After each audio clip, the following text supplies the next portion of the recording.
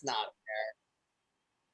There you go. That is revenge for when I said Jose should put the link in the chat without question. What's up, y'all? That is not what solidarity looks like, but we are going to talk about what solidarity does look like tonight. How's everyone doing? Let me hear you, see you, if you're moved or take off mute. All right, we're all in this together, right? Excellent. So when Jesse was talking about the dues a little nervously, and the only responses were, how do I join? How do I give? That was some good news. And he said something, he said, if our members have skin in the game, then our allies should have skin in the game too. And what I want to argue to you tonight is that we already do have skin in the game. If there's just a few things that you take away from this, here are the top lines. We've got skin in the game. That's why we're here. All of us are a part of the system that is built to privilege a very few people and to crush the rest of us, our minds, our bodies, our spirits, our communities, our families. It impacts us differently. The good news is there's more of us than there are of them. But in order to realize that power of the bigger we that we've got to build this cross-racial, intergenerational, cross-class, populist, unapologetically pro-Black, pro-immigrant movement. And we've got to know how to locate ourselves where we are in that movement at different times. And tonight we're showing up as allies in the CASA movement. So how many folks here are or have been a part of Surge or showing up for racial justice at any point? Yeah, and how many folks, God, there's so many of you, I have to flip between my screens to see you. And how many folks have come across the idea of organizing from the place of mutual interest?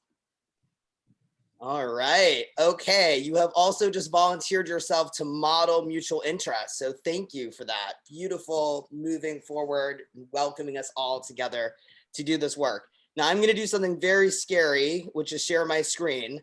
But we're all in this together, and this is how we build authentic relationships. So get ready. Okay. All right, that's my email. Let's not look at that. Let's see here. Great. Can you all see this? Give me a thumbs up. That's good. All right. Oh, I love verbal affirmation. Thank you, best friend.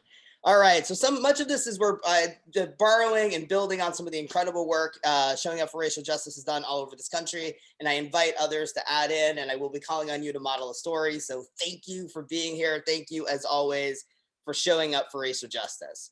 So really quick, just to ground us, becoming a powerful and effective ally isn't a passive experience, right?